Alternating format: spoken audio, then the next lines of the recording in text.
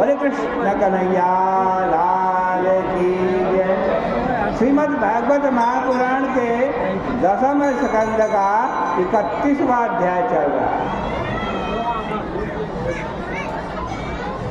रासमंडल से भगवान अंतर ध्यान हो गए हैं। गोपियां उनको ढूंढती हुई घूम रही।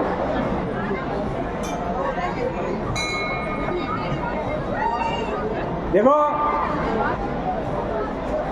मानो वहां पर भगवान ने गोपियों से कुछ कहा।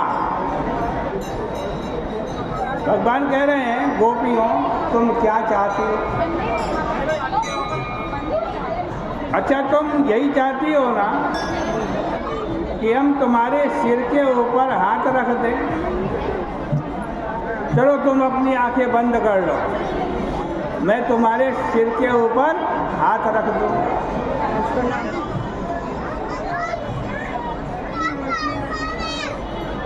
गोपियां बोली नहीं नहीं, हमको तो तुम्हारे मुखारविंद का दर्शन चाहिए। श्री कृष्ण बोले, अच्छा पंक्तिबद्ध होकर के खड़ी हो जाओ, मैं तुम्हारे सामने से निकल जाता हूँ और तुम मुझे देख लो।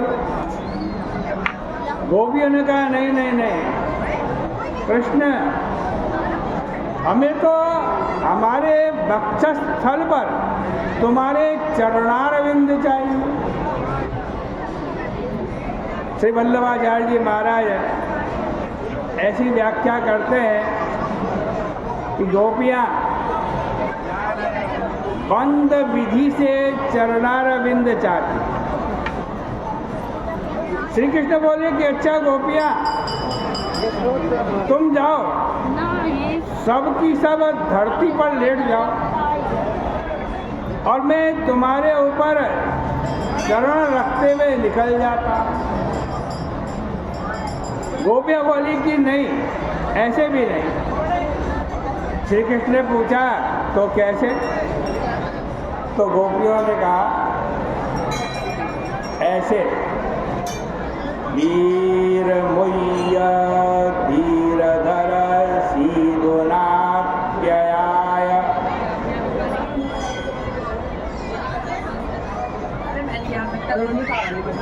क्या कह रही गोपियां? वीर मुय्या धीरधर सीदुनाप्ययाय स्वनः।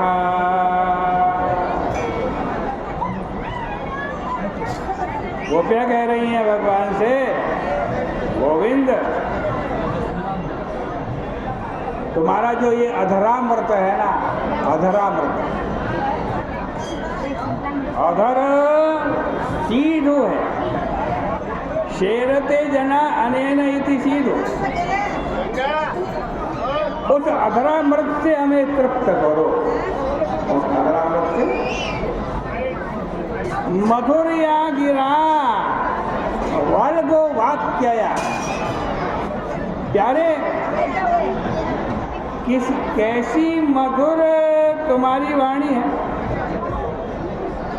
उसमें पद वाक्य आदि की ऐसी रचना है और उसके ऐसे मृदुल विद्वत भोग्य अर्थ हैं कि हम उसका श्रवण करके आपकी आज्ञाकारिणी हो गई हैं। अधर सीधुनाप्ययाय स्वनः का अर्थ यह है कि हमको तुम्हारी वाणी का थोड़ा रस नहीं चाहिए, उसको पूरा पूरा भर करके दो। श्री कृष्ण बोले कि गोपियों, जब तुम्हारी यह दशा है तो अभी तक तुम जीवित कैसे हो?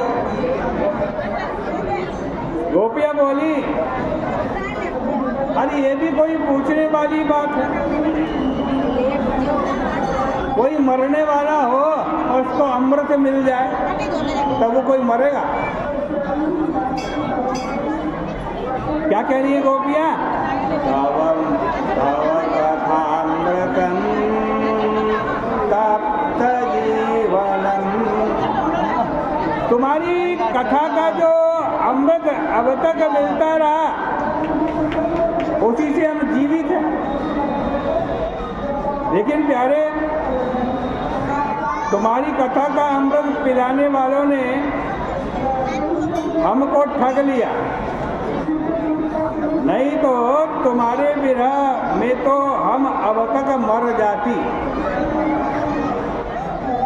तुम्हारी कथा का अमृत स्वर्ग के अमृत से भी विलक्षण है प्रभु। जो स्वर्ग का अमृत है ना, स्वर्ग का अमृत,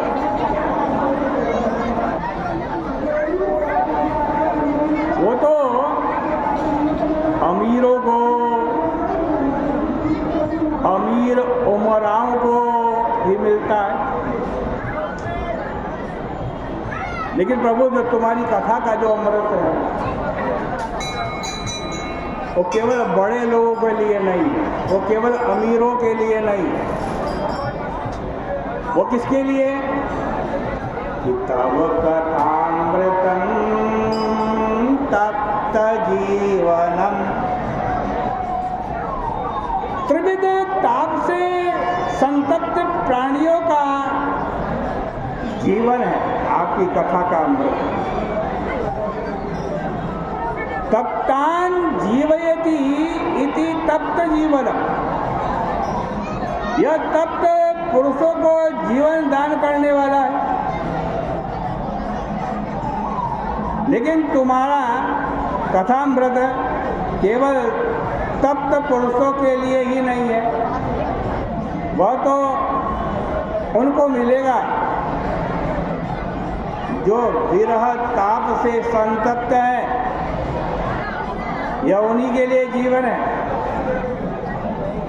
यहाँ पर तप्त जीवनम का अर्थ है विरह तप्त जीवनम, अर्थात विरह ताप से संतप्त प्राणियों का जीवन ही है। आगे गोपियाँ कहती हैं, कवि पीड़ितम कल्मषापहम। सुनो जरा ध्यान से, बड़ी मधुर बात है ये भागवत। देखो, जो स्वर्ग का अमृत होता है ना, उसकी विद्वान लोग निंदा करते हैं।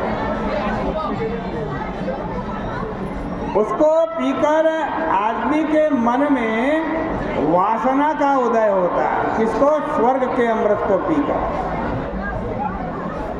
किंतु हे गोविंद, तुम्हारे चरित्र का जो अमृत है ना,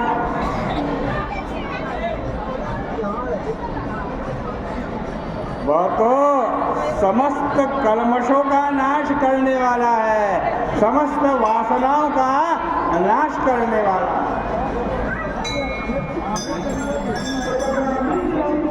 देखो, गोस्वामी तुलसीदास जी भी कहते हैं कि जीवन मुक्त ब्रह्म पर चरित्र समाहित ध्यान।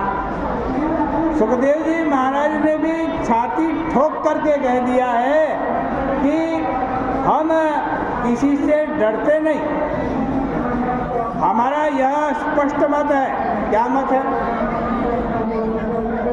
परिनिष्ठितोपि निर्गुण्य उत्तम श्लोक वार्तया गृहीत चेता राजर्षे आख्यानम यदधीतवान। सुखदेव जी कह रहे हैं, क्या कह रहे हैं? परीक्षित, हमारी निष्ठा निर्गुण में है, परिष्ठितोपि निर्गुण्य। किसमें निष्ठा? निर्गुण में। निष्ठा भी ऐसी कि अंतःकरण चाहे जहाँ चला जाए, बुद्धि चाहे जहाँ चली जाए, शरीर चाहे जहाँ चला जाए, हम जानते हैं कि इनकी कोई सत्ता ही नहीं है। किंतु उत्तम श्लोक वार्तया गृहीत चेता, हमारा जो छोड़ा हुआ चित्त था उसको पकड़ करके यह भगवान की कथा ले गई। प्रायेण मुनियो राजन निवृत्ता विधिषेधतः नैर्गुण्य प्रस्था रमन्ते स्म गुणानुकथने हरे। इसलिए हम कहते हैं कि हमारे अंदर कोई गुण नहीं है, तब क्या है महाराज? क्या है महाराज? पूछा सुखदेव जी से। यही है कि हम भगवान के गुणों में रमते हैं। जब भगवान के गुण मुफ्त में मिल गए तो अपने अंदर गुण धारण का प्रयास कौन करे? छोड़ दो इसको। गोपियाँ कहती हैं कभी भी रीढ़ितम। जीवन मुक्त लोग भगवान की कथा की प्रशंसा करते हैं। वे कहते हैं वो निवृत्तो हरि कथा सुरतिम न कुर्यात्। ऐसा कौन साधु पुरुष है जो भगवान की कथा से रति न करे?